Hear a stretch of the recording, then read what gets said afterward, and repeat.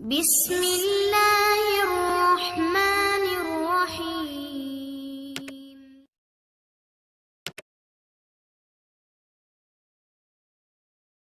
اعوذ باللہ من الشیطان الرجیم، بسم اللہ الرحمن الرحیم۔ ولا تقولن لشیء انی فاعل ذلك غدا إلا أن يشاء الله واذكر ربك إذا نسيت وقل عسى أن يهديني ربي لأقرب من هذا رشدا ولبثوا في كهفهم 300 سنين وازدادوا 9 قل الله أعلم بما لبثوا له غيب السماوات والأرض أبصر به وأسمع ما لهم من دونه من ولي ولا يشرك في حكمه أحدا صدق الله العظيم۔ سورہ کہف کی یہ چند آیتیں ہیں۔ ما قبل کی آیتوں سے ربط یہ ہے کہ اوپر والی آیتوں میں اللہ تبارک و تعالیٰ نے اصحاب کہف کے تعداد کے متعلق یہ بات بیان فرمائی کہ اصحاب کہف کے عدد کا علم صرف اور صرف اللہ تبارک و تعالیٰ کو ہے۔ 2 قول بیان کیے اور اس کی تردید کی۔ اس کے بعد آگے ایک قول بیان کیا کہ وہ 7 تھے اور 8واں ان کا کتا تھا، اور اس کے بعد کوئی تردید نہیں کی، گویا اجمالی طور پر ان کی تعداد کے طرف اشارہ کر دیا۔ اور اس موقع سے اللہ تبارک و تعالیٰ نے یہ ہدایت عطا فرمائی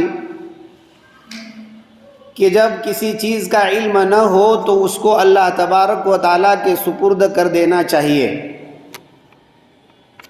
اب آگے والی آیتوں کے اندر اللہ تبارک و تعالیٰ اصحاب کہف کتنی مدت تک غار کے اندر سوتے رہے اس کی تعیین کر رہے ہیں، لیکن درمیان میں بطور نصیحت ایک بات اللہ تبارک و تعالیٰ نے ارشاد فرمائی۔ وہ بات یہ کہ جب آدمی کسی کام کو آئندہ کل کرنے کا ارادہ اور عزم کر لے تو اس وقت اس کام کو اللہ تبارک و تعالیٰ کی مشیت پر سونپ دینا چاہیے، یعنی اس کو ساتھ میں انشاءاللہ کہنا چاہیے، اس لیے کہ اللہ تبارک و تعالیٰ کی مشیت کے علاوہ کوئی کام نہیں ہوتا ہے۔ اللہ تبارک و تعالیٰ جب چاہتے ہیں تو وہ کام ہوتا ہے، اللہ تبارک و تعالیٰ اگر نہیں چاہتے ہیں تو کام نہیں بنتا ہے۔ بندہ کتنی ہی کیوں نہ تدبیر کرے، لیکن اگر اللہ کی مشیت اس کے ساتھ ہو تب جا کر وہ کام بنتا ہے، اور اگر اللہ تبارک و تعالیٰ اس کو نہیں چاہتے ہیں تو پھر وہ کام نہیں بنتا ہے۔ سورہ تکویر کے اندر بھی اللہ تبارک و تعالیٰ نے ارشاد فرمایا وَمَا تَشَاءُونَ إِلَّا أَن يَشَاءَ اللَّهُ رَبُّ الْعَالَمِينَ۔ تم کتنا ہی کیوں نہ کسی کام کے متعلق چاہو، تمہارے چاہنے سے کوئی کام بننے والا نہیں ہے۔ جب اللہ تبارک و تعالیٰ کی مشیت شامل حال ہوگی، اللہ چاہیں گے تب جا کر وہ کام بنے گا۔ تو اللہ تبارک و تعالیٰ نے اس موقع سے ساری انسانیت کو یہ ہدایت عطا فرمائی کہ جب کسی کام کے کرنے کا عزم کرو تو ساتھ میں اس کام کو مشیت خداوندی کے ساتھ وابستہ کر دو۔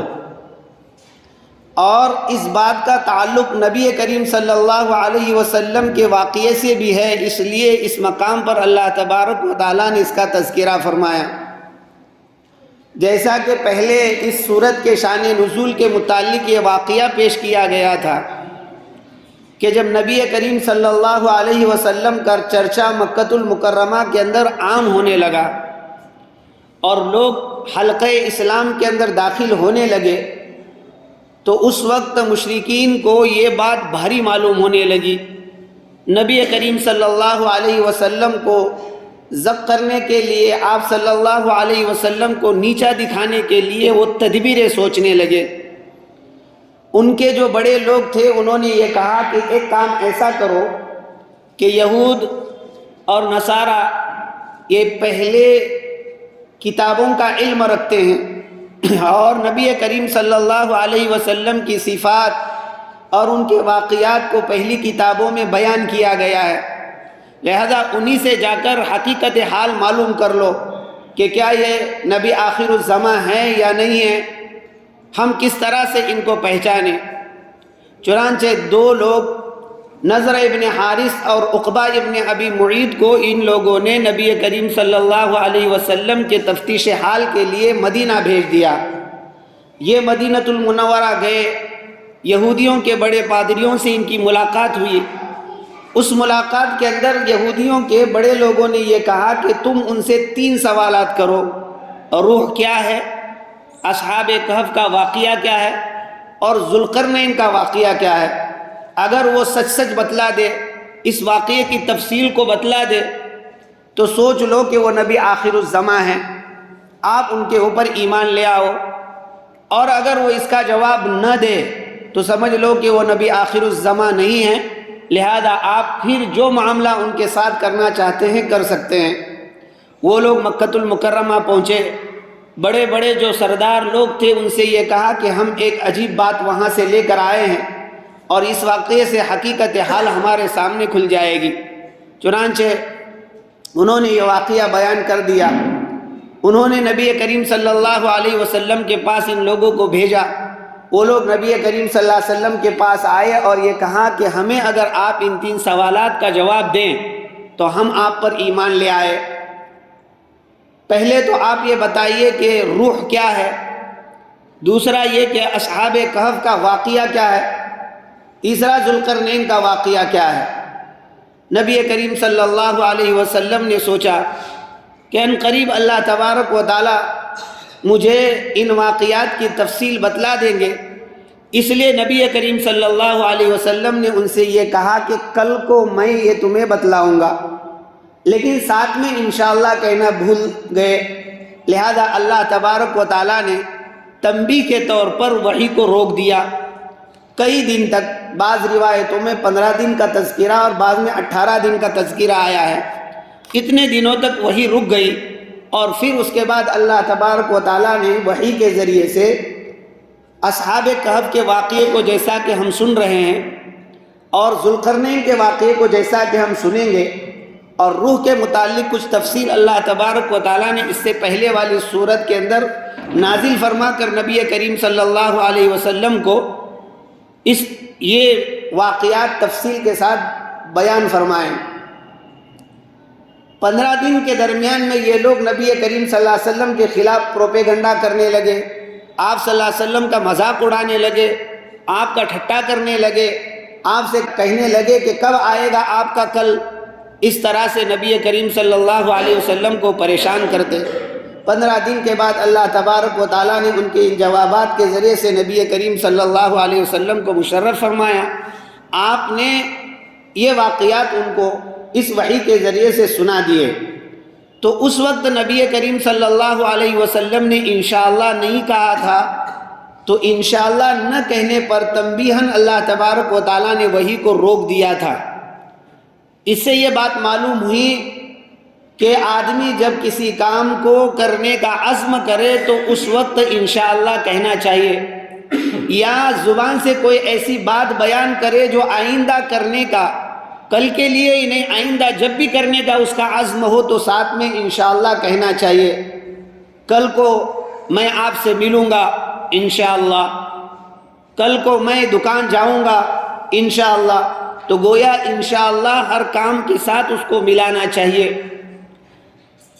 کوئی آدمی جب انشاءاللہ ملاتا ہے اور اس کام کو اس اللہ کے مشیت پر معلق کر دیتا ہے اور پھر کام وہ نہیں کر پاتا ہے، تو ایسی صورت میں اس کا مواخذہ نہیں کیا جائے گا، اس کام کے نہ کرنے پر اس کو مجرم بھی نہیں شمار کیا جائے گا، اس لیے کہ اس نے اس کام کو اللہ تبارک و تعالیٰ کی مشیت کے اوپر معلق کر دیا ہے۔ اب اللہ کی مشیت اگر نہیں کام ہوا ہے تو اللہ کی مشیت اس کام کے نہ ہونے کی تھی، اس لیے یہ ماخوذ نہیں ہوگا۔ اور اگر وہ کام ہو گیا تو یہ سمجھا جائے گا کہ اس نے اللہ کے مشیت پر اس کام کو معلق کر دیا تھا، اور اللہ کے مشیت میں وہ کام ہونا تھا وہ کام ہو گیا۔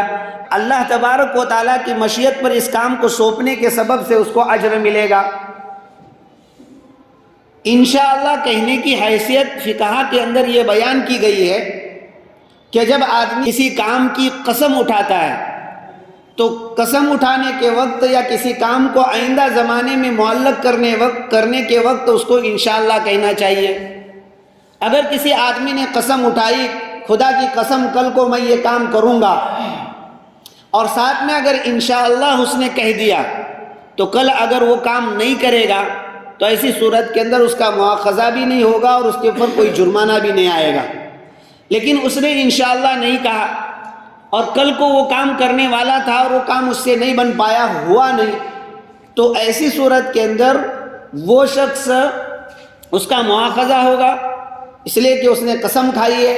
وہ اس میں حانی شمار کیا جائے گا اور اس کو قسم کا کفارہ ادا کرنا پڑے گا، اس لیے کہ اس نے وہ کام نہیں کیا ہے۔ اس لیے انشاءاللہ کہنا چاہیے۔ جب آدمی انشاءاللہ نہیں کہتا ہے تو بعض وقت بننے کے کام بھی بگڑ جاتے ہیں۔ بخاری شریف کی روایت ہے، جناب رسول اللہ صلی اللہ علیہ وسلم نے ارشاد فرمایا کہ حضرت سلیمان علیہ السلام نے یہ قسم کھائی کہ آج رات میں اپنی بیویوں کے ساتھ ہم بستری کروں گا، اور ایک روایت کے اندر یہ آیا ہے کہ 100 بیویاں تھیں ان کی، 100 بیویوں سے میں ہم بستری کروں گا، اور ہر ایک سے جو بچہ پیدا ہوگا ان 100 کے 100 بچوں کو میں اللہ کے راستے میں مجاہد بنا کر بھیجوں گا۔ اب روایت میں آتا ہے کہ آپ کے پاس جو فرشتہ تھا اس نے آپ کو یہ کہہ بھی دیا کہ آپ انشاءاللہ کہیے، لیکن حضرت سلیمان علیہ السلام نے یہ سوچ کر کے دل میں تو انشاءاللہ ہوتا ہی ہے، زبان سے کہنے کی کیا ضرورت ہے، اس لیے انشاءاللہ نہیں کہا، اور بعض روایت میں آتا ہے کہ آپ انشاءاللہ کہنا بھول گئے، انشاءاللہ نہیں کہا، چنانچہ اس کام کو انہوں نے انجام دیا۔ اس رات تمام بیوی سے انہوں نے ہم بستری کی، لیکن کسی سے بھی حمل نہیں ٹھہرا، صرف ایک بیوی سے حمل ٹھہرا، اور وہ بھی جس وقت بچہ پیدا ہوا تو وہ ناقص الجسم تھا، وہ اس قابل نہیں تھا کہ اس کو مجاہد بنا کر اللہ کے راستے میں بھیجا جائے، یعنی جو کام بننا تھا وہ کام میں نہیں بن پایا۔ نبی کریم صلی اللہ علیہ وسلم نے ارشاد فرمایا اگر حضرت سلیمان علیہ السلام انشاءاللہ کہہ دیتے تمام بیویوں کو حمل ٹھہرتا اور ہر ایک سے بچہ پیدا ہوتا اور وہ کامل الخلقت ہوتا اور وہ سب کا سب اللہ کے راستے کے اندر جہاد کرتے۔ گویا انشاءاللہ نہ کہنے کی بے برکتی یہ ہوئی کہ کام جس مقصد کے تحت میں کیا گیا تھا وہ مکمل نہیں ہو پایا۔ قرآن مجید کے اندر اللہ تبارک و تعالیٰ نے بنی اسرائیل کا واقعہ بیان کیا ہے۔ بنی اسرائیل میں ایک شخص کا قتل ہوا، اس کے قاتل نے اس مقتول کو اٹھا کر ایک دوسرے کے گلی میں ڈال دیا، اور صبح کے وقت شور اور چرچا یہ کرنے لگا کہ میرے رشتہ دار کو فلاں گلی والے نے مارا ہے۔ انہوں نے کہا کہ یہ ہم نے کسی نے اس کا قتل نہیں کیا ہے، یہ ہم پر تہمت لگائی جا رہی ہے، لیکن وہ ماننے کے لیے تیار نہیں ہوا اور اس نے قسامت کا مطالبہ کیا ہے، یعنی قسمیں کھلائی جائے ان لوگوں کو اس بات پر کہ ہم نے قتل نہیں کیا ہے۔ چنانچہ یہ بات حضرت موسیٰ علیہ السلام کے پاس گئی۔ حضرت موسیٰ علیہ السلام نے اللہ تبارک و تعالیٰ سے دعا کی۔ اللہ تبارک و تعالیٰ نے حضرت موسیٰ علیہ السلام پر وحی بھیجی کہ تم ان سے یہ کہے کہ ایک گائے کو ذبح کرے اور گائے کا ایک گوشت کا ٹکڑا اس مقتول کو لگا دو، تو وہ مقتول زندہ ہوگا اور وہ بتلائے گا کہ اس کو کس نے قتل کیا ہے۔ چنانچہ حضرت موسیٰ علیہ السلام نے وحی الہی کے مطابق اپنے قوم سے یہ کہا کہ اللہ تبارک و تعالیٰ نے یہ حکم دیا ہے کہ تم گائے کو ذبح کرو۔ اول تو انہوں نے یہ کہا کہ کیا آپ ہم سے ٹھٹا کر رہے ہیں؟ ہم آپ کو ایک مقتول کے قاتل کا پتہ بتانے کے لیے کہہ رہے ہیں اور آپ ہمیں جو ہے گائے کے ذبح کرنے کا حکم دے رہے ہیں۔ اور وہ لوگ گائے کی پوجا وغیرہ کرتے تھے، کچھ لوگ وہ بھی تھے جو گائے کی پوجا کرنے والے تھے، اسی زمانے سے وہ چلتا آ رہا ہے۔ لہذا حضرت موسیٰ علیہ السلام نے کہا کہ نہیں، یہ اللہ تبارک و تعالیٰ کا حکم ہے۔ اگر میں آپ کے ساتھ ٹھٹا کروں گا تو میں انجان لوگوں میں، وہ لوگ جو ٹھٹا کرنے والے ہیں ان لوگوں میں سے شمار کیا جاؤں گا، اور نبی ٹھٹا کرنے والے لوگوں میں سے، انجان لوگوں میں سے نہیں ہوا کرتا ہے۔ یہ اللہ کا حکم ہے، اللہ نے تمہیں گائے کو ذبح کرنے کے متعلق کہا ہے۔ اس کے بعد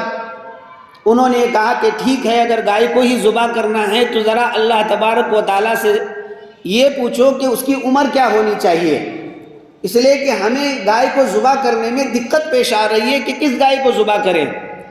حضرت موسیٰ علیہ السلام نے اللہ تبارک و تعالیٰ سے دعا کی، اللہ تبارک و تعالیٰ نے بیان کیا کہ وہ نہ بوڑھی ہونا چاہیے اور نہ چھوٹی ہونا چاہیے، درمیانی قسم کی گائے ہونی چاہیے۔ یہ جب اپنی قوم کو انہوں نے حکم بیان کیا تو پھر قوم یہ کہنے لگی کہ ذرا ہمیں اس کا کلر کیسا ہونا چاہیے، اس کو ذرا پوچھ کر بتا دو، ہم کون سی گائے خریدیں، کس کلر کی ہونی چاہیے۔ اللہ تبارک و تعالیٰ نے حضرت موسیٰ علیہ السلام کو اس کے کلر کو بھی بیان کر دیا کہ اس طرح کی گائے ہونا چاہیے، اس کے اوپر کسی طرح کا دھبا اور داغ وغیرہ نہیں ہونا چاہیے، بالکل صاف ستھری ہونا چاہیے کلر کے اندر۔ انہوں نے پھر یہ کہا کہ دیکھو وہ گائے کیسی ہونی چاہیے، ذرا اللہ تبارک و تعالیٰ سے اور پوچھئے کہ کیا وہ ہل وغیرہ جوتنے میں کام کی ہوئی ہونا چاہیے یا صرف اس کو گھر میں پالی ہوئی ہونا چاہیے، کیسی گائے ہونی چاہیے، اللہ سے پوچھ لیجئے۔ اگر اس مرتبہ آپ ہم کو بیان کر دیں گے تو ہم انشاءاللہ لمہتدون، ضرور ہم راہیاب ہو جائیں گے اور اس کو جو ہے ذبح کر دیں گے۔ بہرکیف حضرت موسیٰ علیہ السلام نے اللہ سے دعا کی، اللہ تبارک و تعالیٰ نے اس کو بھی بیان کر دیا۔ نبی کریم صلی اللہ علیہ وسلم نے فرمایا اگر یہ لوگ انشاءاللہ نہ کہتے تو گائے کی حقیقت ان پر کبھی بھی نہ کھلتی، وہ اسی طرح سے سوال کرتے رہتے اور گائے کو ذبح نہ کرتے۔ چنانچہ گائے کو ذبح کر دیا گیا، پھر جو ہے اس کے گوشت کے ٹکڑے کو مقتول سے لگایا گیا، وہ مقتول زندہ ہوا اور اس نے بتایا کہ میرے بھتیجے یعنی فلاں جس نے دعویٰ کیا ہے ان لوگوں کے اوپر کہ یہ قاتل ہے، اسی نے مجھے قتل کیا ہے۔ چنانچہ یہ بات واقعے کے اندر آئی۔ یہاں تو واقعے سے صرف یہ بیان کرنا ہے کہ اگر انشاءاللہ نہ کہتے تو ان پر اس واقعے کی حقیقت نہ کھلتی اور اس کام کو نہ کر پاتے۔ معلوم ہوا کہ انشاءاللہ کی بہت اہمیت ہے۔ کسی کام کو اگر آپ چاہتے ہیں کہ وہ شرمندہ تعبیر ہو، وہ مکمل ہو جائے اور آپ آئندہ اس کو کرنا چاہتے ہیں تو ضرور اس کے ساتھ انشاءاللہ کہہ لیجئے۔ اللہ تبارک و تعالیٰ کے سپرد جب آپ نے اس کام کو کیا تو گویا آپ نے اللہ کو ذمہ دار بنایا ہے، اور اللہ تبارک و تعالیٰ کو جب کوئی ذمہ دار بناتا ہے اللہ اپنی ذمہ داری پوری کرتے ہیں، وہ کام ہو کر رہتا ہے۔ اور جب آدمی انشاءاللہ نہیں کہتا ہے تو ایسی صورت کے اندر وہ اس کام کی ذمہ داری اپنے اوپر لے رہا ہے، اور جو آدمی اس کام کی ذمہ داری اپنے اوپر لے اور وہ کمزور ہے ہر اعتبار سے، تو کمزور آدمی کام کو پورا نہیں کر سکتا ہے، اس لیے اس کا کام پورا نہیں ہوتا ہے، جیسے کہ ان دو واقعات سے بات واضح ہوئی۔ اور ایک واقعہ جس کو حضرت مولانا رشید احمد گنگوہی نور اللہ مرقدہ نے بیان کیا ہے، حکیم الامت حضرت مولانا اشرف علی تھانوی رحمۃ اللہ علیہ نے ملفوظات میں ان کے جو ملفوظات ہے اس 23ویں جلد کے اندر اس واقعے کو بیان کیا ہے۔ مولانا رشید احمد صاحب گنگوہی نور اللہ مرقدہ نے کہا کہ یاجوج اور ماجوج روزانہ اس دیوار کو اپنے سے الگ کرنے کے لیے چاٹتے ہیں، اور ان کے چاٹنے کے سبب وہ دیوار جو ہے پتلی ہو جاتی ہے، یہاں تک کہ وہ کاغذ کی طرح پتلی ہوتی ہے، لیکن وقت ختم ہوتا ہے تو وہ یہ سوچتے ہیں کہ چلو کل کو ہم جو ہے اس کو پورا کریں گے اس کام کو، اور اس وقت وہ لوگ انشاءاللہ نہیں کہتے ہیں۔ اس کے سبب جب دوسرے دن صبح کو اپنے دیوار کے پاس آتے ہیں تو وہ پہلی حالت میں جس حالت میں چاٹنے کی ابتدا کی تھی اس حالت پر پہنچ جاتی ہے، یہاں تک کہ قرب قیامت میں انہی کے خاندان سے ایک فرد پیدا ہوگا، اور جو اس موڑ پر پہنچے گا کہ اب تھوڑی سی دیوار باقی ہے اور واپس جانے کا موقع آئے گا، تو یہ شخص اس وقت انشاءاللہ کہے گا، اور اس وقت چونکہ اللہ کی مشیت یہ ہوگی کہ ان کو اب باہر نکالنا ہے، اور جو قرب قیامت نشانیاں پائی جانے والی ہے اس کو پورا کرنا ہے، لہذا دوسرے دن جب آئیں گے تو وہ اسی حالت پر ہوگی جس حالت پر چھوڑ کر گئے ہیں، اس کے بعد وہ اپنے کام کو مکمل کریں گے اور دنیا میں پھیل جائیں گے۔ تو انشاءاللہ کی برکت یہ ہوتی ہے کہ جس کام کی ابتدا کی جائے وہ کام پائے تکمیل تک پہنچ جاتا ہے جب اللہ کی مشیت پر اس کو معلق کیا جاتا ہے۔ اسی لیے فقہائے کرام نے یہ بات بیان کی ہے کہ انشاءاللہ کہنا چاہیے۔ اس میں یہ بات بیان کی ہے کہ انشاءاللہ کب تک کہہ سکتے ہیں۔ اس میں مفسرین کرام کے مختلف اقوال ہے، جیسے کہ حضرت عبداللہ ابن عباس رضی اللہ تعالیٰ عنہ، حضرت مجاہد رحمہ اللہ اور سعید ابن جبیر رحمہ اللہ یہ فرماتے ہیں کہ وہ 1 سال تک جب بھی اس کو یاد آ جائے تو انشاءاللہ اگر کہہ لے گا تو یہ انشاءاللہ اس کام کے ساتھ معلق ہو جائے گا۔ یعنی آج اس نے ارادہ کیا 1 سال کے بعد میں فلاں کام کروں گا اور وہ انشاءاللہ کہنا بھول گیا، 4 دن کے بعد اس کو یاد آیا اور اس نے اس وقت انشاءاللہ کہا، تو یہ ائمہ رحمہ اللہ فرماتے ہیں کہ اس انشاءاللہ کا تعلق جس دن اس نے یہ عہد اور عزم کیا ہے اس کے ساتھ معلق ہو جائے گا، اور وہ جو بھول چکا ہے اس نسیان کی تلافی اس طرح سے بعد میں اس نے جو انشاءاللہ کہا ہے اس کے ذریعے سے ہو جائے گی۔ یہ ائمہ رحمہ اللہ فرماتے ہیں کہ 1 سال تک اس کو مہلت ہے، 1 سال کے درمیان میں جب بھی وہ انشاءاللہ کہہ جائے گا تو نسیان جو اس سے ہو چکا ہے اس کی تلافی ہو جائے گی۔ لیکن ان کے علاوہ حضرت حسن بصری رحمہ اللہ، حضرت طاؤس رحمہ اللہ یہ فرماتے ہیں کہ جس مجلس کے اندر اس نے اس کام کا عزم کیا ہے اسی مجلس کے اندر اگر وہ تاخیر سے، لیکن مجلس وہی ہے، اسی مجلس میں تاخیر سے اگر کہتا ہے تو یہ انشاءاللہ اس نسیان کی تلافی بن جائے گا۔ مثال کے طور پر ہم اب تفسیر کے مجلس میں بیٹھے ہیں، ہماری تفسیر کی مجلس کب تک ہوگی؟ جب تک کہ تفسیر کی دعا نہ ہو۔ جس وقت دعا ہو جائے گی ہم اٹھ کر نکل جائیں گے تو معاملہ اس مجلس کا مکمل ہو جائے گا۔ لہذا کوئی آدمی اس وقت دل کے اندر یہ قصد کرتا ہے کہ کل کو میں یہ کام کروں گا،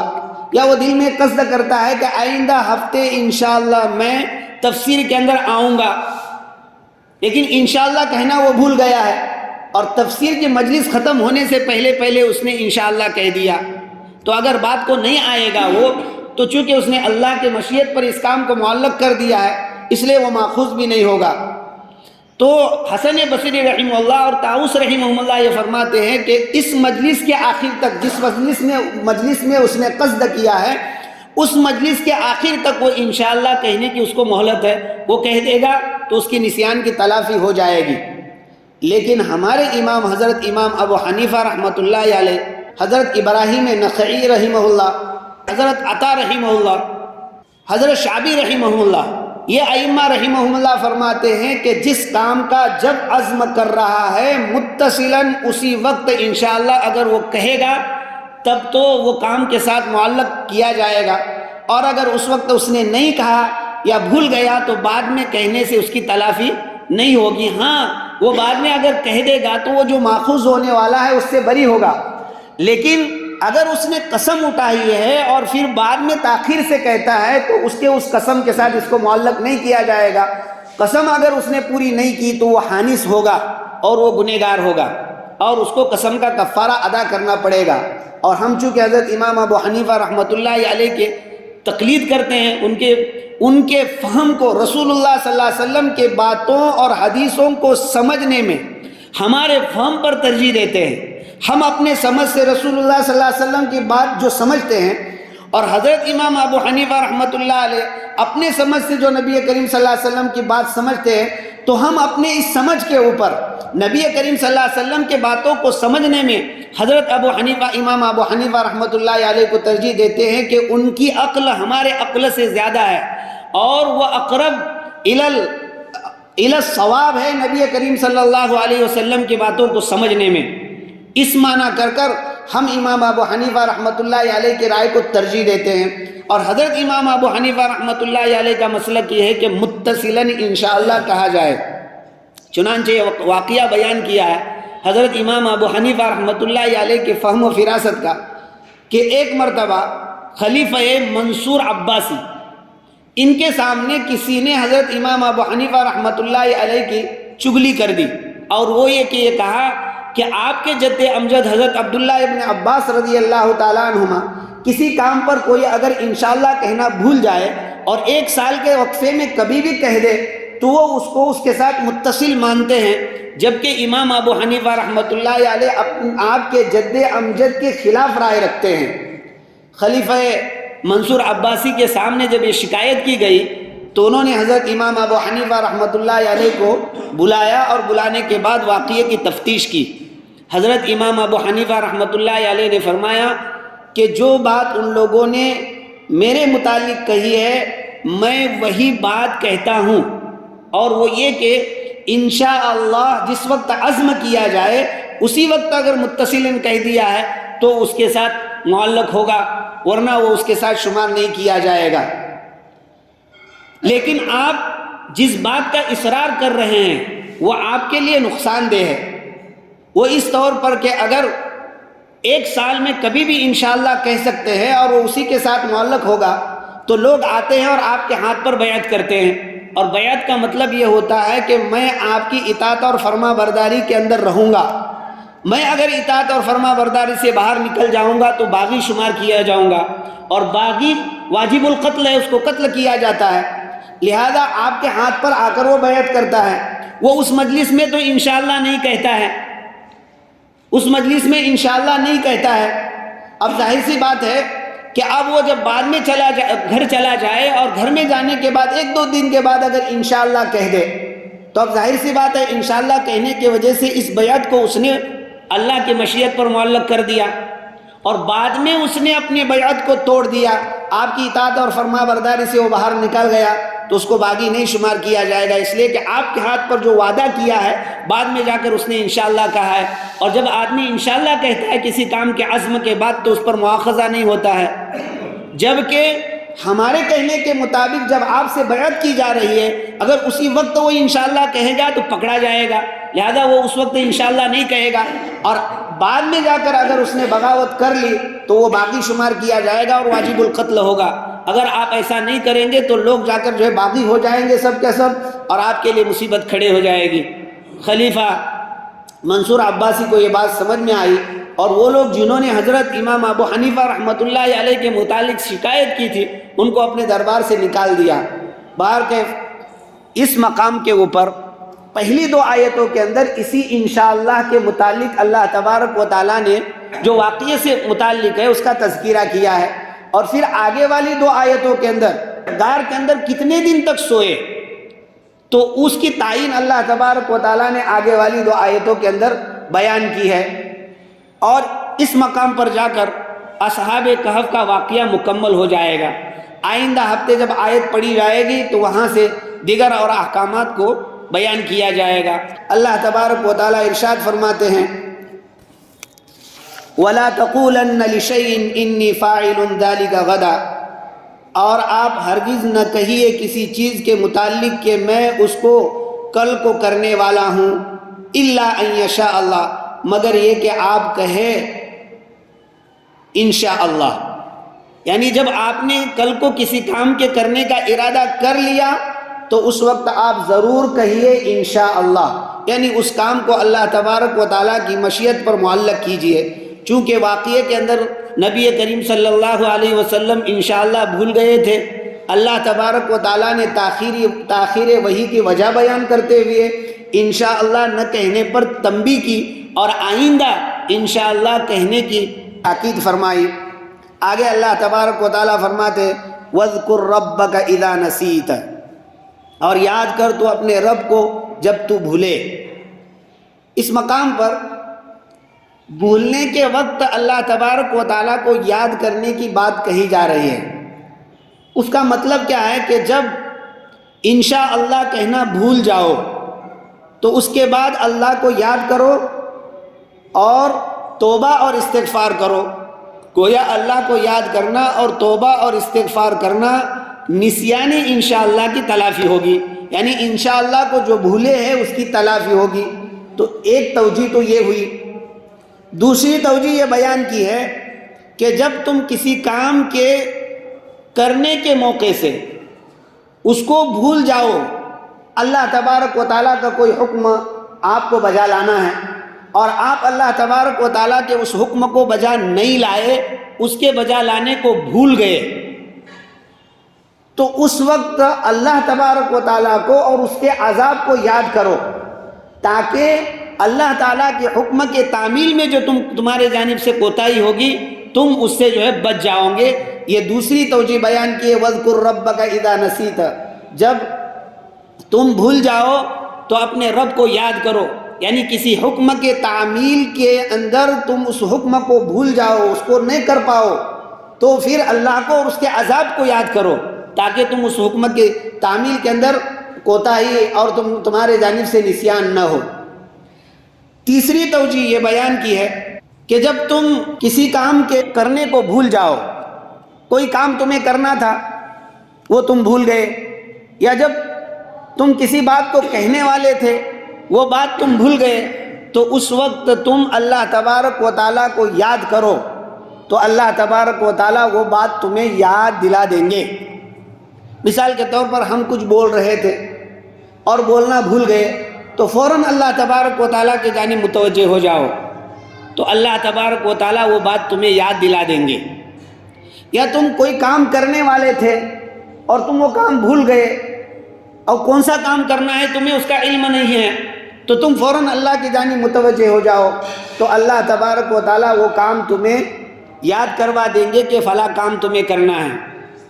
حضرت اکرمہ رحمہ اللہ نے یہ فرمایا، اس موقع پر اذا نسیت اذا غضبت کے معنی میں ہے، یعنی اللہ تبارک و تعالیٰ یہ فرما رہے ہیں کہ جب تجھے غصہ آئے تو اللہ کو یاد کر، تو اللہ تبارک و تعالیٰ تیرے اس غصے کو اللہ کو یاد کرنے کے سبب سے ٹھنڈا کر دیں گے، اور غصے کے سبب سے جن نقصانات کے اندر تو پڑنے والا ہے اللہ تعالیٰ تجھے اس سے محفوظ کریں گے۔ کچھ دنوں پہلے ہی ایک آدمی ہمارے پاس آیا اور اس نے کہا کہ مفتی صاحب، میں اپنے گھر والی کو لے کر آ رہا تھا کوکن سے، آنے کے بعد وہ یہ چاہ رہی تھی کہ اس کے گھر جائے، میں یہ چاہ رہا تھا کہ پہلے میرے گھر پر جائے اور والدین سے بات چیت کرے اور پھر اس کے بعد وہ اپنے گھر جائے۔ اس میں دونوں کا جھگڑا ہوا۔ ہمارے درمیان میں بہت محبت ہے، اس محبت کا بدل نہیں ہے، ایسی محبت ہمارے درمیان میں، لیکن یہ مختصر سا جھگڑا ہوا۔ میں نے اپنے گاڑی کا دروازہ زور سے بند کرتے ہوئے 3 گولیاں اس پر جھاڑ دی، ابھی کچھ نہ کچھ تو راستہ بتاؤ۔ اور پھر وہ ہمیں کہنے لگے کہ مجھے یہ معلوم نہیں تھا کہ 3 بولنے سے 3 پڑتے۔ ہم نے کہا کہ اتنے بھولے بن کر کیوں رہے؟ 1 سال 2 سال سے یہ واقعہ پورے میڈیا کے اوپر اور پورے دنیا کے اندر گونج رہا ہے، انجان بھی اس کو جان رہا ہے کہ بھائی یہ 3 طلاقوں کا مسئلہ چل رہا ہے۔ گویا یہ جو نقصان ہونے والا ہے غصے کے بعد، اگر جس وقت غصہ آ جائے اور اللہ کو آپ یاد کریں گے، اللہ کے غضب کو یاد کریں گے، تو اپنے اس غصے میں اللہ آپ کی مدد کرے گا اور آپ کا وہ غصہ ختم ہوگا، اور جس نقصان میں آپ مبتلا ہونے والے ہیں اللہ تبارک و تعالیٰ اس سے بچائیں گے۔ حضرت اکرمہ رحمہ اللہ یہ فرماتے ہیں، وہاب ابن منبہ رحمہ اللہ یہ فرماتے ہیں کہ انجیل کے اندر یہ بات لکھی ہوئی ہے، ابن آدم جب تجھے غصہ آ جائے تو اللہ تبارک و تعالیٰ کو یاد کر تاکہ میں تیرے غصے کو ٹھنڈا کروں، اور جب مجھے غصہ آئے گا تو اس وقت میں تیرے اوپر، تیرے حال کے اوپر رحم کر میں اپنے غصے کو جو ہے تجھ پر ٹھنڈا کروں گا۔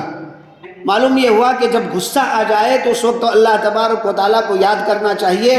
تاکہ اللہ تبارک و تعالیٰ ہمارے اس غصے کو ٹھنڈا کر دیں اور ہم غصے کے سبب سے جس نقصان کے اندر جانے والے ہیں اس نقصان سے بچیں۔ غصے کی وجہ سے جھگڑا ہوگا، غصے کی وجہ سے قتل وجود میں آئے گا، غصے کی وجہ سے آدمی طلاق دے گا، غصے کی وجہ سے آدمی سوسائڈ کرے گا۔ یہ سب جو نقصانات ہیں اللہ تبارک و تعالیٰ انسان کو اس نقصانات سے بچائیں گے جب غصے کے موقع سے اللہ کو یاد کریں گے۔ بعض لوگوں نے یہ کہا ہے وَاذْكُرْ رَبَّكَ إِذَا نَسِيتَ کا تعلق اللہ تبارک و تعالیٰ کے حکم نماز کے ساتھ خاص ہے، یعنی اللہ تبارک و تعالیٰ ارشاد فرما رہے ہیں کہ جس وقت تم نماز کو پڑھنا بھول جاؤ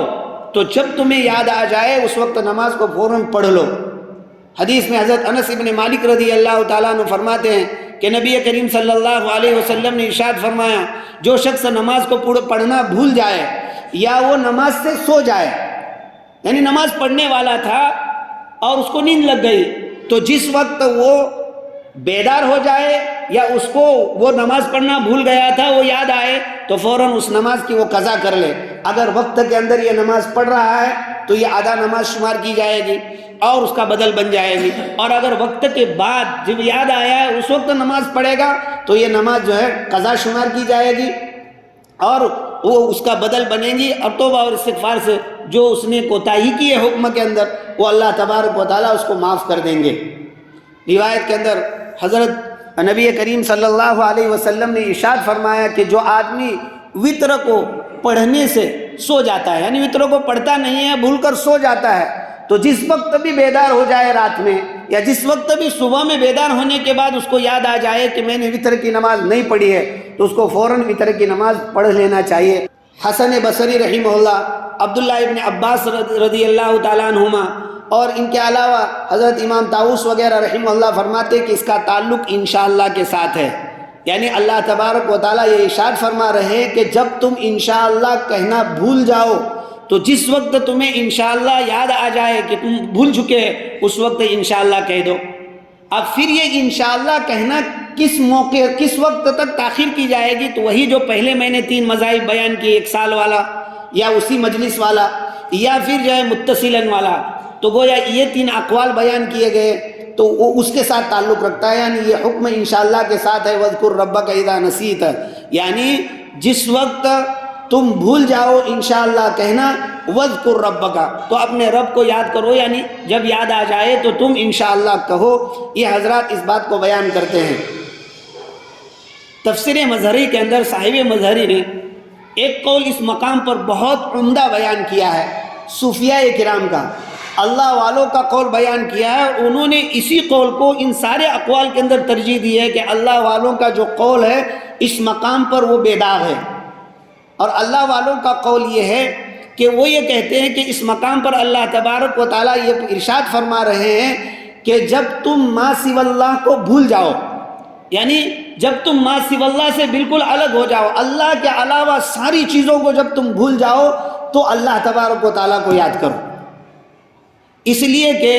نسیان ما سوی اللہ، نسیان ما سوی اللہ کے وقت یعنی اللہ کے علاوہ کو بھول جانے کے وقت تو اللہ کو یاد کرنا یہ حقیقی یاد ہے. کس لیے کہ جب آدمی کا قلب تو ایک ہے، 2 قلب نہیں ہے کہ یہ کہا جائے کہ ایک قلب میں اللہ تبارک و تعالیٰ کی یاد جمع ہے اور دوسرے قلب میں اللہ کے علاوہ ساری مخلوق کی جو ہے یاد جو ہے جمع ہو گئی ہے. ایسا تو نہیں کہہ سکتے اس لیے کہ قلب ایک ہے. جب قلب ایک ہے تو اس ایک قلب میں اللہ کے علاوہ چیزوں کی یاد رہے تو لا محالہ اللہ تبارک و تعالیٰ کی یاد میں فطور آئے گا. اللہ کی کامل یاد اسی وقت ہو جائے گی جس وقت ما سوی اللہ سے آدمی جو ہے اپنے دل کو پاک کر لے گا. جب آدمی ما سوی اللہ سے اپنے قلب کو پاک کر لے گا اللہ تبارک و تعالیٰ کی یاد اس وقت کامل طور پر کر سکتا ہے. اسی لیے صوفیاء کرام اسی شخص کو حقیقی موحد کہتے ہیں جو ما سوی اللہ کو اپنے قلب سے نکالے اور اللہ تبارک و تعالیٰ کو اپنے قلب کے اندر جگہ دے ہر موقع سے، تو اسی وقت اس کو موحد کہتے ہیں، اہل اللہ،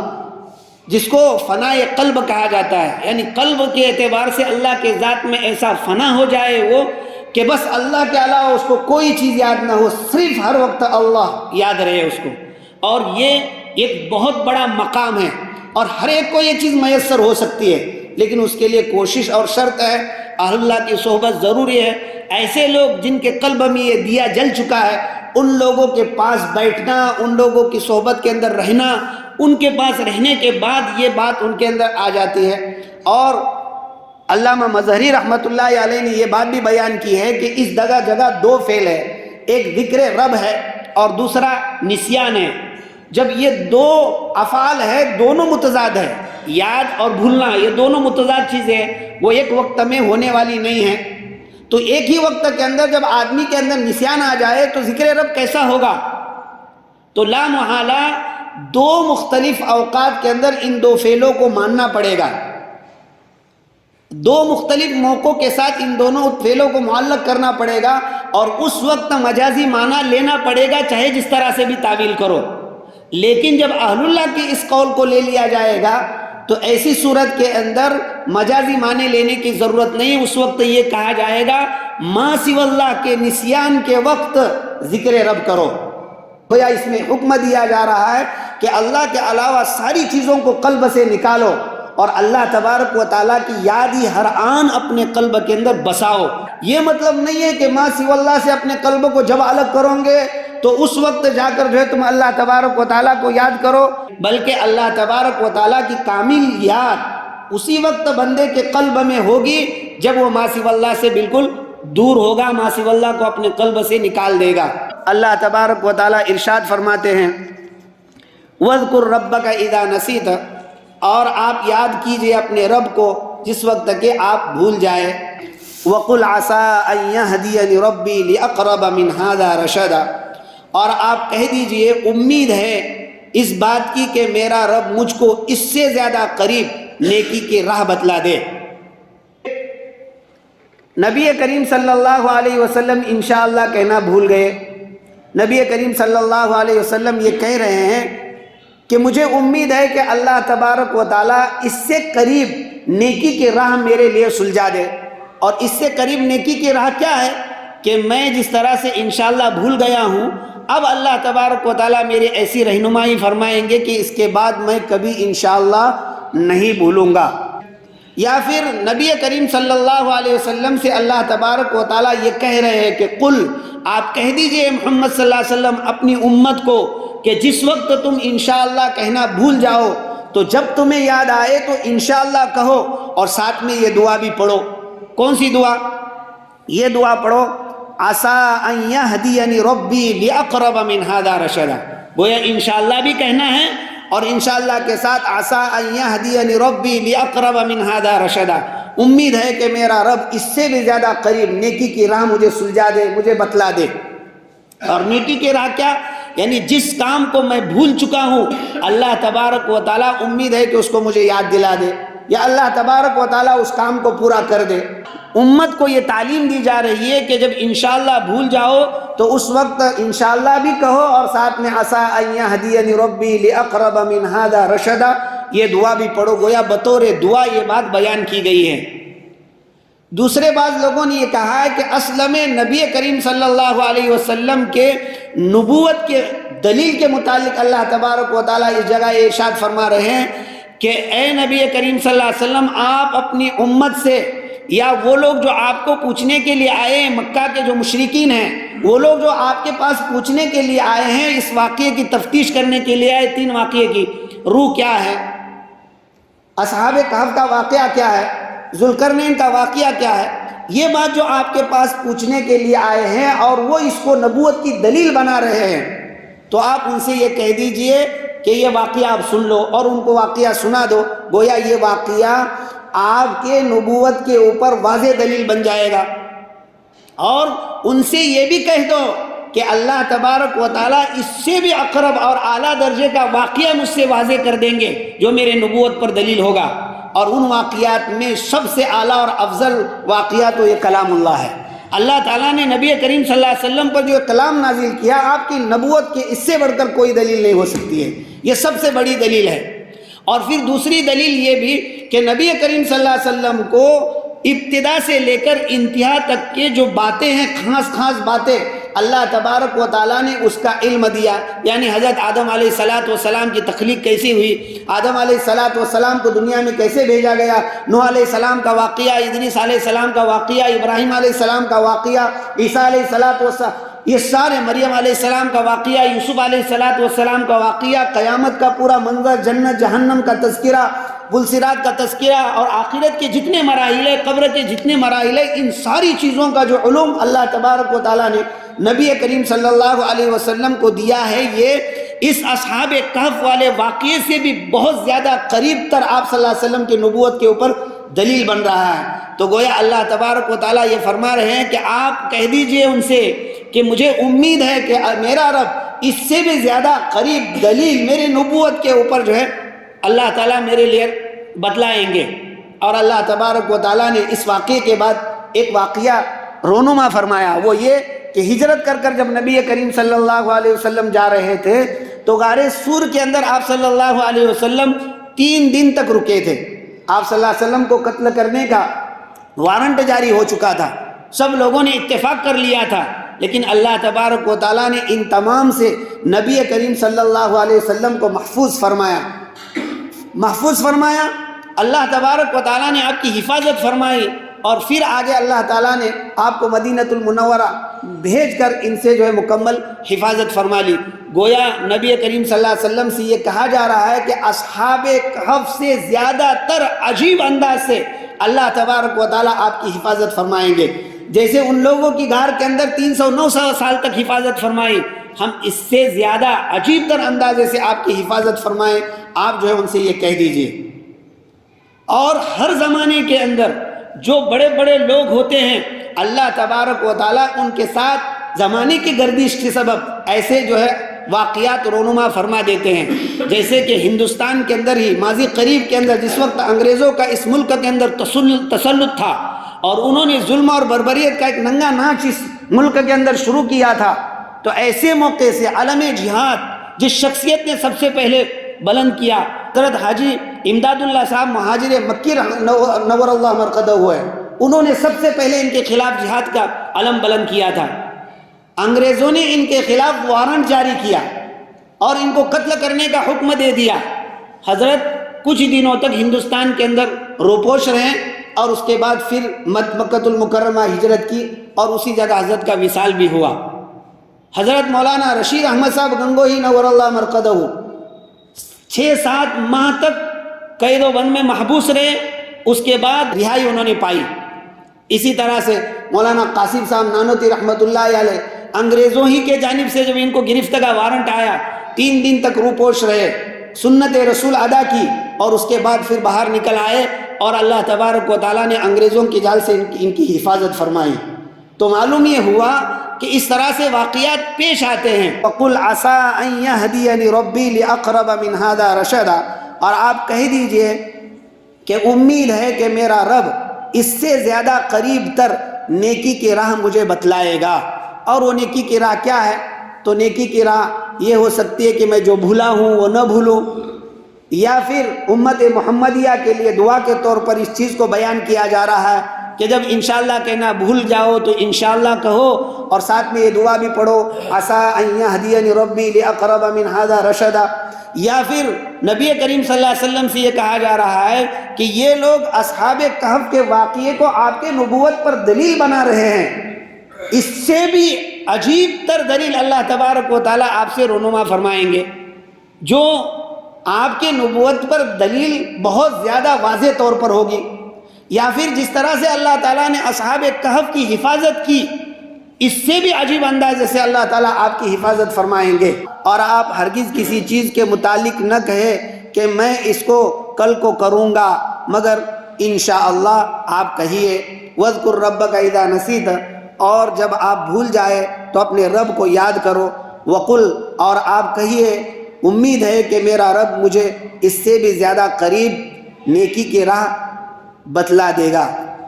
وَلَبِثُوا فِي كَهْفِهِمْ 300 سِنِينَ وَازْدَادُوا 9.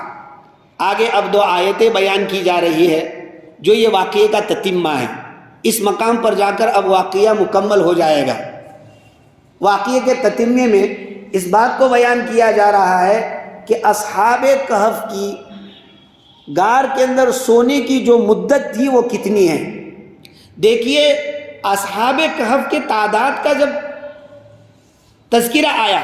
تو اس موقع سے اللہ تبارک و تعالیٰ نے صراحت کے ساتھ ان کی تعداد بیان نہیں کی، اس لیے کہ ان کے تعداد کے معلوم کے ساتھ کوئی شرعی مسئلہ معلق نہیں تھا اور اس سے کوئی اتنا زیادہ فائدہ ہونے والا نہیں تھا، اس لیے ان کی تعداد کا تذکرہ نہیں کیا. لیکن جس وقت ان کے سونے کا تذکرہ آیا تو اللہ تبارک و تعالیٰ نے صراحت سے بیان کیا کہ 300 سال وہ سوتے رہے اور 9 سال زائد، یعنی 309 سال تک وہ غار کے اندر سوتے رہے. اس کو صراحت سے بیان کیا. اس کو کیوں صراحت سے بیان کیا؟ اس سے کہ بعد الموت کا زبردست عقیدہ اس سے ثابت ہوتا ہے، اس لیے اس کو صراحت سے بیان کیا تاکہ لوگوں کو اس پر تعجب ہو جائے کہ 300 سال تک وہ سوتے رہے ان کا جسم گلا نہیں، سڑا نہیں، ان کو کسی طرح کی کوئی گزن نہیں پہنچی، وہ برابر رہے، اور 309 سال کے بعد وہ برابر بیدار ہوئے۔ لہذا یہ اللہ تبارک و تعالیٰ کی قدرت کی ایک واضح نشانی ہے۔ تو جب اللہ یہ چیز کر سکتے ہیں تو بعد الموت سب کو اٹھا بھی سکتے ہیں۔ لہذا 309 سال کے بیان کرنے میں عقیدہ بعد الموت واضح طور پر ثابت ہوتا تھا۔ اللہ تعالیٰ نے 300 سنین وازدادوا 9 کو سرعت کے ساتھ بیان کیا۔ اللہ تبارک و تعالیٰ ارشاد فرماتے ہیں وَلَبِثُوا فِي كَهْفِهِمْ، اور وہ لوگ اپنے غار کے اندر ٹھہرے رہے 300 سنین 300 سال، وازدادوا 9، اور انہوں نے 9 سال زیادہ کیے۔ بعض لوگوں نے 9 کو مبالغے پر محمول کیا ہے، یا بعض لوگوں نے یہ کہا کہ 300 سال تو وہ سوتے رہے برابر، اس کے بعد ذرا سا بیداری ہوئی۔ ہم بھی صبح فجر کی نماز کے اندر اذان ہونے کے بعد آنکھ کھلتی ہے، اور کھلنے کے بعد جیسے اذان ختم ہوتی ہے پھر آنکھ بند کر کے اور سو جاتے ہیں، اور پھر ایسی گہری نیند لگ جاتی ہے کہ جماعت ختم ہو جاتی ہے، اس کے بعد آنکھ کھلتی ہے۔ تو ان کو بیدار کیا گیا تھوڑا سا، پھر اس کے بعد جو ہے وہ سوتے رہے، اس کے بعد زائد 9 سال تک سوئے، اور پھر اس کے بعد وہ اٹھے۔ تو اس طرح سے 300 سال ہوئے، وازدادوا 9، اور انہوں نے 9 سال اور زیادہ کر لی۔ بعض لوگوں نے یہ کہا ہے کہ وہ لوگ یہود اور نصارہ لوگ شمسی سالوں کا اعتبار کرتے تھے، اور شمسی سال برابر 300 سال ہوئے، اور اسلام قمری سالوں کا اعتبار کرتا ہے، اور قمری سالوں میں ہر 100 سال میں 3 سال اور کچھ زائد کا فرق پڑتا ہے۔ یعنی جس وقت شمسی 100 سال گزر جاتے ہیں تو اس وقت قمری 103 سال بن جاتے ہیں۔ تو ایسے گویا 300 سال جب وہ سوتے رہے تو وہ پھر 309 سال بن جاتے ہیں قمری۔ لہذا پہلے جو 300 سال کہا گیا وہ شمسی سال کے لحاظ سے کہا گیا، اور وازدادوا 9 کا جب تذکرہ کیا گیا تو اس میں قمری سال کا بھی اعتبار کیا گیا۔ 309 سال سے کچھ زائد چیزیں ہوتی ہیں تو زائد کو حذف کر 9 کا تذکرہ کیا، اسی کو بیان کیا جا رہا ہے وَلَبِثُوا فِي كَهْفِهِمْ 300 سِنِينَ وَازْدَادُوا 9، اور وہ لوگ اپنے غار کے اندر 300 سال سوتے رہے اور انہوں نے 9 سال زیادہ کیا۔ قُلِ اللَّهُ أَعْلَمُ بِمَا لَبِثُوا، آپ کہہ دیجئے محمد صلی اللہ علیہ وسلم، اللہ تبارک و تعالی خوب جانتے ہیں ان کے ٹھہرنے کی مدت کو۔ بعض لوگوں نے آگے جو وَلَبِثُوا فِي كَهْفِهِمْ 300 سِنِينَ وَازْدَادُوا 9 جو کہا ہے تو وہ ان لوگوں کا قول بیان کیا ہے، یہود اور نصارہ کا، کہ وہ لوگ اس طرح سے کہا کرتے تھے کہ وہ 309 سال سوتے رہے، یا پھر اس زمانے میں یہ بات مشہور ہو گئی کہ 309 سال تک وہ سوتے رہے۔ اب اللہ تعالیٰ آگے نبی کریم صلی اللہ علیہ وسلم سے کہہ رہے ہیں کہ قل، آپ کہہ دیجئے کہ اللہ تعالیٰ ان کے ٹھہرنے کی مدت کو خوب جانتے ہیں، اللہ کے علاوہ کوئی نہیں جانتا ہے۔ یہ ایک بات بعض لوگوں نے کہی ہے، لیکن اکثر مفسرین کرام کا قول یہ ہے کہ آگے والا جو 309 سال والا جو قول ہے اللہ نے ہی بیان کیا ہے۔ اللہ نے ہی فرمایا کہ وہ لوگ غار کے اندر 309 سال تک سوتے رہے۔ اب پھر آگے کے جملے کا کیا مطلب؟ تو اللہ تبارک و تعالیٰ نبی کریم صلی اللہ علیہ وسلم سے کہہ رہے ہیں کہ اب جب میں نے بیان کر دی اس کی مدت، اب آپ کہہ دیجئے، کن کو؟ لوگوں کو، اختلاف کرنے والے کو آپ کہہ دیجئے کہ اب اختلاف کرنے میں کوئی مطلب نہیں ہے، اس لیے کہ جب اللہ تبارک و تعالیٰ نے واضح کر دیا 309 سال تک وہ سوتے رہے، اور اللہ ہی اس مدت کو خوب اچھی طرح جانتا ہے، تو اب آپ کو یہی قول اختیار کرنا ہے اور اسی کے مطابق آپ کو کہنا ہے، اب جو ہے اختلاف نہیں کرنا ہے۔ اس لیے کہا جا رہا ہے قل، آپ کہہ دیجئے اللہ تعالیٰ خوب جانتے ہیں ان کی ٹھہرنے کی مدت کو، اس لیے اللہ نے اوپر جو مدت بیان کی اب اسی کو تم چلاؤ، اس کے علاوہ جو اقوال ہے اس کو جو ہے صرف نظر کر دو، اس کو ہٹا دو۔ کیوں؟ لہو غیب السماوات والارض، اللہ ہی کے لیے آسمان اور زمین کی غیب کی باتوں کا علم ہے۔ زمین اور آسمان کا غیب اللہ ہی جانتے ہیں۔ غیب ہمارے لیے ہے،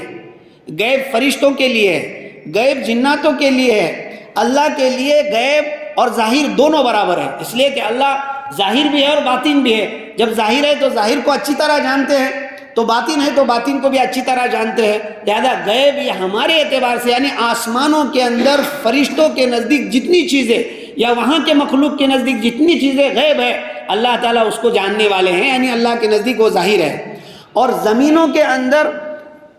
انسان ہے، فرشتے ہیں، شیاطین ہیں، اس کے علاوہ اور اللہ کی جتنی مخلوق رہتی ہے ان کے لیے جو چیزیں مغیبات میں سے ہے، غیب میں سے، اللہ تعالیٰ کے لیے وہ ساری چیزیں ظاہر ہے، وہ اللہ تعالیٰ اس کو بھی جاننے والے ہیں۔ لہو غیب السماوات والارض، اسی کے لیے آسمانوں اور زمینوں کی غیب کی باتوں کا علم ہے، اللہ اس کو اچھی طرح جانتے ہیں۔ آگے فرمایا گیا ابصر بہ واسمع، اللہ اس کو خوب دیکھتے ہیں اور اس کو خوب سنتے ہیں۔ اللہ تبارک و تعالیٰ غیب کو اچھی طرح سے دیکھتے ہیں، غیب کو اچھی طرح سے اللہ تبارک و تعالیٰ سنتے ہیں۔ اللہ کے سمع اور بصر کے اندر انسان کی کیفیت کا کوئی دخل نہیں ہے۔ ہمارے لیے کان ہے، ہمارے لیے آنکھ ہے، ہم یہ نہیں سمجھنا چاہیے کہ اللہ کے لیے بھی کان ہے اور اللہ کے لیے بھی آنکھ ہے۔ ہم دیکھنے کے لیے آنکھوں کے روشنائی کے محتاج ہے، ہم سننے کے لیے کانوں کی کیفیت سماع کے محتاج ہے۔ اگر ہمارے کان کا پردہ پھٹ جائے گا ہم سن نہیں پائیں گے، دیکھنے کی بصارت ہماری ختم ہو جائے گی، ہم دیکھ نہیں پائیں گے۔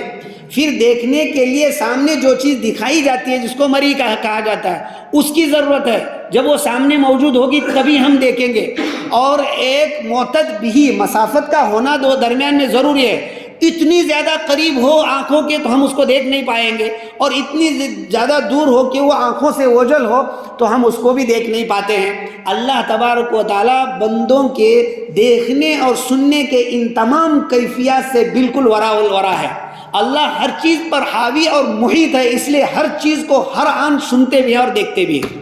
اس لیے ہم یہ نہیں کہہ سکتے کہ اللہ کے لیے کان ہے، اللہ کے لیے آنکھ ہے، نہیں، اللہ تبارک و تعالیٰ ان ساری چیزوں سے پاک ہے۔ ہاں قرآن میں حدیث میں یہ بات آئی ہے اللہ سنتے ہیں اللہ دیکھتے ہیں، تو ہم اس کا عقیدہ رکھتے ہیں کہ اللہ سنتے ہیں اللہ دیکھتے ہیں۔ اب سننے کی کیفیت کیا ہے، دیکھنے کی کیفیت کیا ہے، ہم اللہ کی مشیت پر اس کو موقوف کر دیتے ہیں کہ اللہ ہی بہتر جانتے ہیں کہ اللہ کس طرح سنتے ہیں اور کس طرح دیکھتے ہیں۔ وہ تو ہر چیز کو ہر آن میں بیک وقت ساری چیزوں کو سنتے ہیں۔ ہمارا حال کیا ہے کہ چند آدمی اگر بیٹھ کر ایک ساتھ آواز بلند کرنے لگے تو ہم جو ہے کسی کے آواز کو صحیح ڈھنگ سے نہیں سن سکتے ہیں، لیکن اللہ بیک وقت ساری دنیا جو بولتی ہے، اس کی جتنی مخلوق ہے جو بولتی ہے، اللہ تعالیٰ سب کو سنتے ہیں۔ کیوں؟ اس لیے کہ اللہ سب پر حاوی اور سب کو محیط ہے، اس لیے ہر وقت ہر آن اللہ تعالیٰ ہر ایک کی بات کو سنتے ہیں۔ لہذا اللہ تبارک و تعالیٰ فرماتے ابصر بہ واسمع، اللہ تبارک و تعالیٰ اس کو خوب دیکھتے ہیں اور خوب سنتے ہیں۔ ما لہم من دونہ من ولی، لوگوں کے لیے اللہ تعالیٰ کے سوا کوئی کارساز نہیں ہے۔ اللہ تبارک و تعالیٰ ہی لوگوں کے کاموں کو بنانے والے ہیں، اللہ کے سوا کوئی لوگوں کے کاموں کو نہیں بنا سکتا ہے۔ اللہ فرماتے لا الہ الا ہو، اللہ کے سوا کوئی معبود نہیں ہے، اور اللہ ہی کو تم اپنا کارساز سمجھو، کاموں کا بنانے والا اللہ کو سمجھو۔ اللہ تبارک و تعالیٰ کاموں کو بناتے ہیں، ان کاموں کے بنانے میں اللہ تبارک و تعالیٰ کا کوئی شریک نہیں ہے۔ ولا یشرک فی حکمی احدا، اللہ کے فیصلے میں اللہ کسی کو شریک نہیں ٹھہراتے ہیں۔ یعنی اللہ نے جتنے فیصلے کیے ہیں یا کرتے ہیں یا کرنے والے ہیں، اللہ نے اس میں اپنے ساتھ کسی کو شریک نہیں ٹھہرایا ہے کہ وہ بھی مل کر یا اللہ کی مدد کر کر اللہ تبارک و تعالیٰ کے اس فیصلے کو نافذ کرتا ہو، ایسا نہیں ہے۔ اللہ نے اپنے فیصلے کے نافذ کرنے میں کسی سے مدد نہیں لی ہے۔ یا پھر دوسرا یہ مطلب ہوگا کہ اللہ اپنے علم غیب کے رکھنے میں کسی کو شریک نہیں ٹھہراتے ہیں، یعنی علم غیب کے رکھنے میں کوئی اور بھی اللہ کا شریک ہے یہ بات نہیں، اللہ نے کسی کو اپنا شریک نہیں ٹھہرایا۔ ساری غیب کے باتیں صرف اور صرف اللہ تبارک و تعالیٰ جانتے ہیں، اللہ کے علاوہ کوئی نہیں جانتا ہے۔ بس واقعات میں سے، یعنی اصحاب کہف، یہ جو واقعات ہیں ان میں سے اصحاب کہف والا واقعہ، اس کو یہ بھی علم غیب کے قبیل سے اللہ تبارک و تعالیٰ اس کو جانتے ہیں، جس کو اللہ تعالیٰ نے آپ کے سامنے بذریعہ وحی بیان کیا ہے۔ آپ اس کے اوپر اعتماد رکھیے اور نبی کریم صلی اللہ علیہ وسلم کی رسالت کا اقرار کیجئے اور آپ کی نبوت کا اقرار کر کر آپ پر ایمان لائیے، اللہ کی توحید کا اقرار کیجئے اور اللہ پر ایمان لائیے۔ گویا ان آیتوں کے ذریعے سے اللہ تبارک و تعالیٰ نے نبی کریم صلی اللہ علیہ وسلم کی امت کو یہ سبق اور یہ ہدایت عطا فرمائی ہے۔ اللہ تعالیٰ فرماتے وَلَبِثُوا فِي كَهْفِهِمْ 300 سِنِينَ وَازْدَادُوا 9، اور وہ لوگ اپنے غار کے اندر ٹھہرے رہے 300 سال اور زیادہ کیا انہوں نے 9۔ قُلِ اللَّهُ أَعْلَمُ بِمَا لَبِثُوا، اے محمد صلی اللہ علیہ وسلم آپ کہہ دیجئے اللہ تبارک و تعالیٰ خوب جانتے ہیں ان کی ٹھہرنے کی مدت کو۔ لَهُ غَيْبُ السَّمَاوَاتِ وَالْأَرْضِ، اسی کے لیے زمین اور آسمانوں کا غیب ہے۔ ابصر بھی، وہ اس کو خوب دیکھتا ہے، واسمع، اور خوب سنتا ہے۔ ما لہم من دونہ من ولی، بندوں کے لیے اللہ کے علاوہ کوئی کارساز نہیں ہے۔ ولا یشرک فی حکمہ احدا، اور اللہ تعالیٰ اپنے حکم میں، اپنے فیصلے میں، اپنے غیب میں کسی کو شریک نہیں ٹھہراتے ہیں۔ اللہ تبارک و تعالیٰ ہمیں عمل کی توفیق عطا فرمائے۔ وآخر دعوانا ان الحمد للہ رب العالمین۔